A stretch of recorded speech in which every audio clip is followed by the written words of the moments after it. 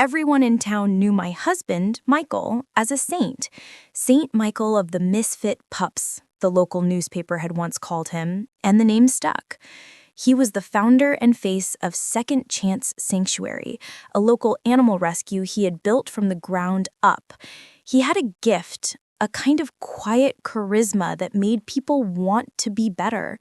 He could stand in front of a room of wealthy donors, a three-legged dog cradled in his arms, and speak with such gentle, heartfelt sincerity that wallets would fly open. He wasn't just my husband. He was a local hero, and I was his biggest believer. Our life revolved around the sanctuary. Our home smelled perpetually of disinfectant and dog food. Our weekends were spent at adoption events. Our conversations were about vet bills, kibble donations, and the never-ending need for foster homes. I was the volunteer bookkeeper, the unpaid administrator who managed the accounts and paperwork from our small home office. It was a role I cherished. It was my way of contributing to his noble work. I trusted him implicitly. The numbers he gave me, the receipts he handed over, I took them all at face value. Why wouldn't I? This was a man who would sit up all night with a sick kitten, who knew the name of every single animal that had ever passed through our doors. He was the purest soul I had ever known. The first crack in the perfect facade was so small I almost missed it. It was a phone call from a local feed supply store, a small family-run business we used for specialized animal food. The owner, a gruff but kind man named Mr. Henderson, sounded apologetic.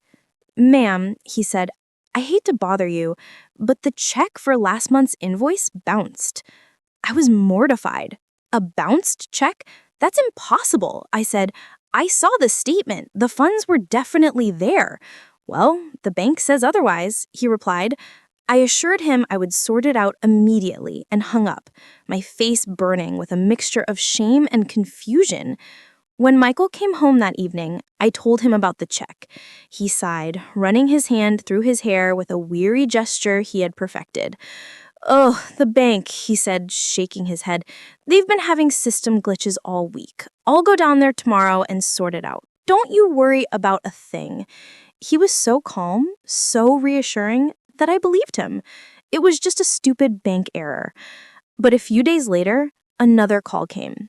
This time from our veterinarian's office. Another bounced check. This time, when I told Michael, his reaction was different. He didn't blame the bank. He looked at me, his eyes full of a deep, sorrowful concern. "Clara, I didn't want to worry you, but donations have been really slow the last few months. We're struggling. I've been trying to juggle things, move money around to cover the most urgent bills first. I guess I messed up." He looked so devastated, so weighed down by the burden of it all, that my heart broke for him. I felt a surge of guilt for even questioning him. Here he was, trying to save the world, and I was worrying him with petty finances. "We'll figure it out," I said, wrapping my arms around him. "We always do." But his explanation didn't sit right. It was a nagging dissonance, a note that was slightly out of tune. Donations? Slow? We had just had our most successful fundraising quarter ever. I had processed the checks myself. I had logged the online contributions. I knew how much money had come in. It was a record-breaking amount. So where had it all gone? The thought was a betrayal. To even let it form in my mind felt like a sin against the saint I was married to, but it was a stubborn thought, and it wouldn't leave me alone. That night, after he was asleep, I crept into our home office. I told myself I was just double-checking the figures, looking for the miscalculation he had mentioned. My hands trembled as I logged into the charity's online banking portal. The numbers on the screen made no sense. There were the deposits, just as I remembered, a steady stream of generosity from our community, but then there were the withdrawals. There were the usual payments to the vet, the feed store, the utility companies, but there were others. Large, frequent cash withdrawals from ATMs, and a series of electronic transfers to companies I had never heard of, with names like Viridian Holdings and Apex Global. They weren't vendors. They weren't suppliers. I Googled the names. My blood ran cold. They were payment processors for online gambling and sports betting websites. I sat there, staring at the screen, the pale blue light of the monitor painting my face. The room was silent, but my ears were ringing. It was impossible. A mistake. Someone must have hacked our account. Michael, my Michael, the man who cried when a rescued dog finally found a home, was not a gambler. He couldn't be. But as I scrolled back month after month, the pattern was undeniable. The withdrawals started small, a few $100s here and there, but they grew, becoming more frequent, more desperate. He was chasing his losses. He was bleeding the sanctuary dry. Every dollar donated to save an animal's life, he was throwing away on a poker game or a horse race. The bounce checks weren't a sign of slow donations. They were a sign that the well was finally drying up. He had stolen from the sick, the abandoned, the voiceless. He had stolen from the animals he claimed to love. The saint was a fraud, and I was sleeping next to him. For days, I lived in a state of suspended horror. I moved through my life like a ghost, the terrible knowledge a cold, heavy stone in my gut. I would watch Michael at adoption events, expertly charming a family into taking home a senior dog, and I would feel a wave of nausea so profound I'd have to steady myself against a wall. His performance was flawless. His sincerity was a perfectly crafted illusion. He would come home exhausted and smelling of puppies, and I would have to smile and ask him about his day, all while the images of the bank statements burned behind my eyes. How do you confront a saint? How do you accuse a man, lionized by an entire community, of being a liar and a thief? My own reality felt fragile. If I told anyone, who would they believe? The beloved local hero or his quiet, unassuming wife? He had spent years building a fortress of public adoration. I was just the bookkeeper. He could easily claim I had misunderstood the finances, that I was confused, stressed. He could probably even convince me I was wrong. His power of persuasion was that strong. I knew a direct confrontation would be useless. He would deny it. He would lie with the same easy, convincing charm he used to solicit donations. I needed proof. Hard, undeniable proof that couldn't be explained away. The bank statements were damning, but they were just numbers on a screen. He could claim the account was hacked, a story that was plausible enough to work. I needed something more. I needed to connect the money directly to his addiction. My investigation began in his own office, a room I had helped him organize. It was a sanctuary to his sainthood, the walls covered in framed photos of rescued animals and awards from the city. I waited until he was at a multi-day rescue and transport event, a long drive to pick up dogs from an out-of-state shelter. I knew I had 2 days. I started with his laptop. It was password protected, but his password was the name of the first dog we had ever rescued together, Buster. The sentimental irony was sickening. I went through his emails, his documents, his browser history. He was careful. There was nothing on the surface, but I knew there had to be more. I remembered the separate bank accounts he had me set up for tax purposes, one for operational expenses and one for donations. I had access to the main accounts, but what if there was another, a secret account I didn't know about? It was a long shot, but I started searching his files for any financial documents I didn't recognize. Deep in a folder labeled Old Grant Proposals, I found it. It was a PDF of a bank statement for an account I had never seen before. It was a personal account, in his name only, with a different bank. And it was a cesspool. The statement was a horrifying chronicle of his addiction. There were the transfers from the sanctuary's donation account, large, round numbers labeled innocuously as expense reimbursement. And then there were the payments out, dozens of them, to a dizzying array of online casinos and betting sites, Royal Flush Poker, Winner's Circle Bets, Lucky Dragon Casino. The names were a cruel joke. But there was more. The statement showed other deposits, not just from the sanctuary. There were payments from individuals, names I recognize as some of our wealthiest and most devoted donors. He hadn't just been stealing from the general donation fund. He had been soliciting private donations, telling people the money was for a special project, a new kennel, an emergency surgery fund, and having them make the checks out to him personally.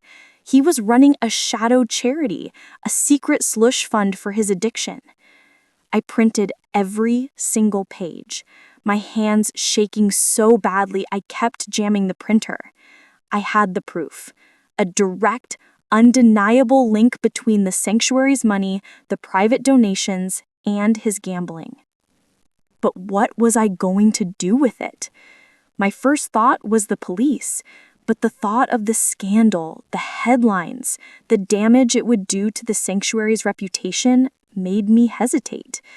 The animals didn't deserve to suffer for his sins. The organization itself was good. The work was vital. If I went to the police, the sanctuary would likely be shut down, the animals dispersed, the community's trust shattered forever. My rage was at war with my love for what the sanctuary was supposed to be. And then a new, colder thought emerged. A quiet, public humiliation wouldn't be enough. He needed to be exposed in a way that couldn't be spun or denied. He needed to be brought down in his own temple in front of his own worshippers. And I knew the perfect place to do it. The annual Second Chance fundraising gala was the biggest charity event of the year in our town. It was the glittering jewel in Michael's crown, a night where he would stand on stage, tell heartbreaking stories of rescue, and raise hundreds of thousands of dollars. It was his night to be the hero. This year's gala was just a few weeks away, and this year I decided the main event wouldn't be the silent auction, it would be the public execution of a saint. The plan was audacious, terrifying, and it felt like the only path forward. I had to continue the charade, to play the part of the proud, supportive wife, all while secretly planning his downfall. The days leading up to the gala were a masterclass in deception. I helped him choose his tuxedo, I reviewed his speech, I smiled and nodded as he practiced his lines, his voice dripping with the sincerity that I now knew was as hollow as a drum. Every loving look he gave me, every gentle touch, was a lie, and I met his lies with my own, a perfect, mirrored performance of devotion. Inside, I was a coiled snake, waiting for the perfect moment to strike. My role for the gala was always the same. I managed the technical side of the presentation. While he was on stage, I was in the small booth at the back of the ballroom running the slideshow that accompanied his speech. It was always a tear-jerking montage of rescue photos, success stories, and donation thermometers. It was the emotional engine of the evening, and this year, I was going to give it a new engine. I spent my nights in the office, not sleeping, but working. I scanned the secret bank statements. I took screenshots of the online casino logos. I created a timeline, a clear, simple, and devastating narrative of his fraud. I wove it all together into a new presentation, a slideshow of a very different kind. It was a story not of rescue, but of betrayal. A story of every dollar that was meant for a sick puppy, but was instead fed to a slot machine. I put the presentation on a flash drive, which I kept hidden in my jewelry box. It felt like a bomb. The night of the gala, the ballroom was breathtaking. It was filled with the most influential people in our town, all dressed in their finest, all there to celebrate my husband. He was radiant, moving through the crowd, shaking hands, accepting praise. He was in his element, the benevolent king of a kingdom he had built on lies.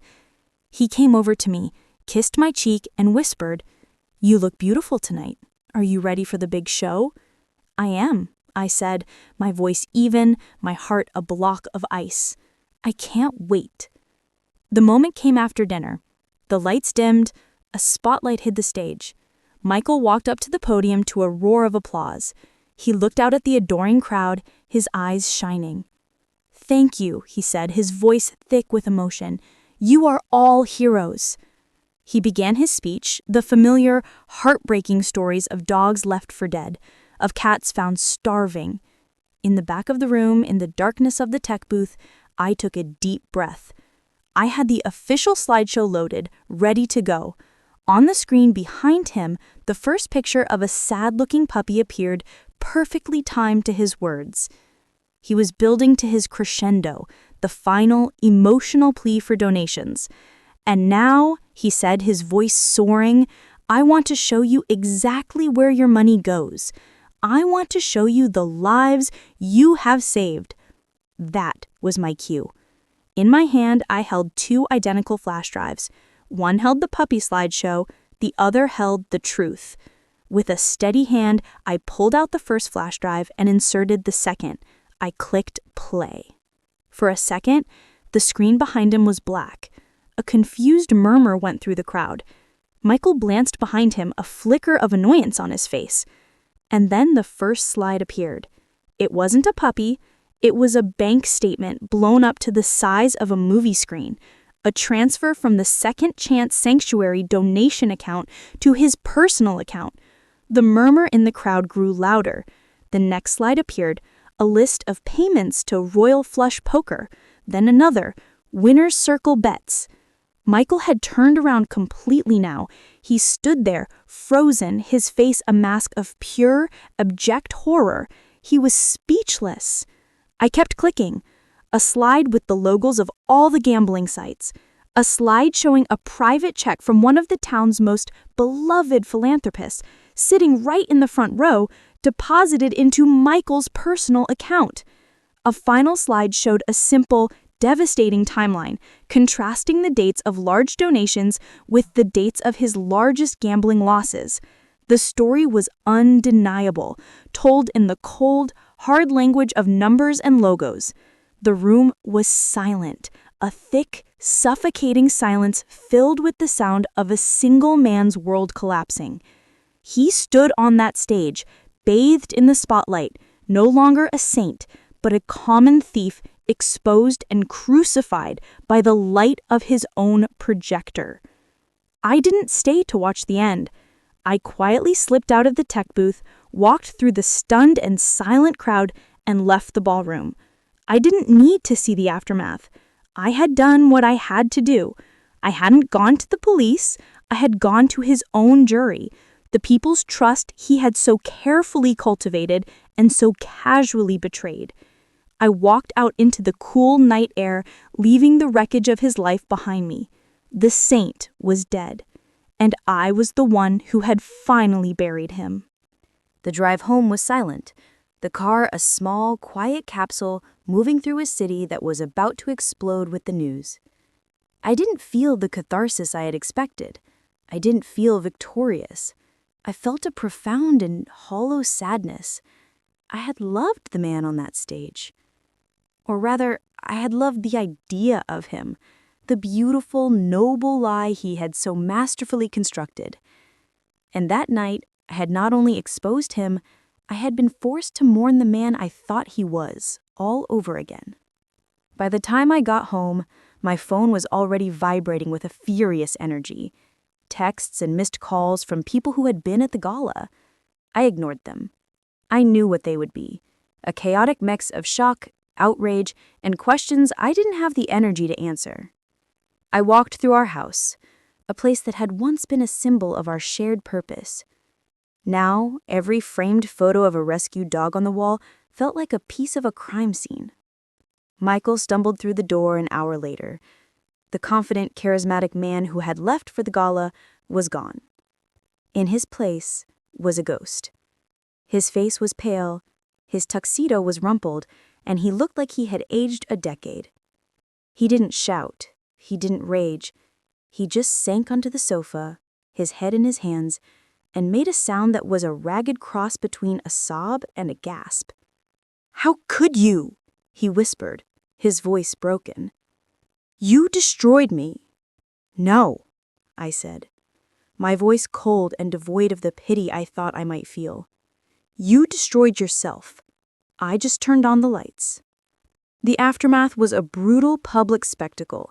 The story was the lead item on the local news the next morning. Sanctuary Saint, a secret sinner. The newspaper article was merciless, detailing the onstage implosion at the gala. The philanthropists whose personal checks I had displayed on the screen were quoted, expressing their shock and disgust. The district attorney's office announced they were opening a formal investigation into the charity's finances. The fortress of lies Michael had spent years building had been leveled in a single night. Our friends, the people who had adored him, were a maelstrom of confusion and betrayal. A few of the more loyal ones tried to defend him at first, suggesting the documents must have been faked, that I was a vindictive wife trying to ruin him in a bitter divorce. But the evidence was too overwhelming. The sheer volume of transactions, the sworn statements from the donors he had personally solicited. It was an avalanche he couldn't escape. His supporters fell silent, one by one, leaving him utterly and completely alone. The sanctuary, the thing I had been so desperate to protect, was thrown into chaos. For a few weeks, it seemed like it might not survive the scandal. Donations dried up. Volunteers quit, not wanting to be associated with the fraud. The city threatened to revoke its charter. It was my worst fear realized. But then, something remarkable happened. A small, dedicated group of the core volunteers, the ones who were there for the animals and not for Michael, rallied together. They called a public meeting. They were transparent about the financial disaster. They created a new board of directors, scrubbing every trace of Michael from the organization. They pleaded with the community not to punish the animals for the sins of one man. And, slowly, painstakingly, the community began to trust again. They loved the saint, but they loved the animals more. The sanctuary survived not as a monument to one man's ego, but as a true testament to the community's compassion. I filed for divorce. It was a formality. Michael had no fight left in him. He was a ghost, haunted by the public adoration he had lost. He was facing multiple felony charges for fraud and embezzlement. His legal battles would be his life for the foreseeable future. He agreed to all my terms, signing the house, the assets, everything over to me. It wasn't an act of generosity, it was the desperate act of a man trying to make one small part of his nightmare go away. The day the divorce was finalized, I felt a quiet sense of closure. I sold the house, a place tainted with the ghosts of both the beautiful lie and an ugly truth. I moved into a small apartment on the other side of town. For the first time in a decade, my life was my own, not an extension of his grand, noble project. I didn't abandon the animals. I couldn't. I started volunteering at the newly reorganized sanctuary, not as a bookkeeper, but as a dog walker. Just a quiet woman with a leash in her hand. It was there, in the simple, uncomplicated gratitude of a rescued dog, that I began to heal. The animals didn't care about my past. They just cared about the kindness in my hand and the love in my voice. They were the real saints. It's been a year. Michael took a plea deal and is serving a sentence in a low-security prison. The sanctuary is thriving, more transparent and community-focused than ever before. My life is small and quiet, and it is honest. The illusion I was married to was beautiful, but it was also a cage. I have learned that true goodness isn't found in the grand gestures and public speeches of a charismatic hero. It's found in the quiet, consistent, and often thankless work of showing up, telling the truth, and offering a second chance, not just to the animals, but to yourself.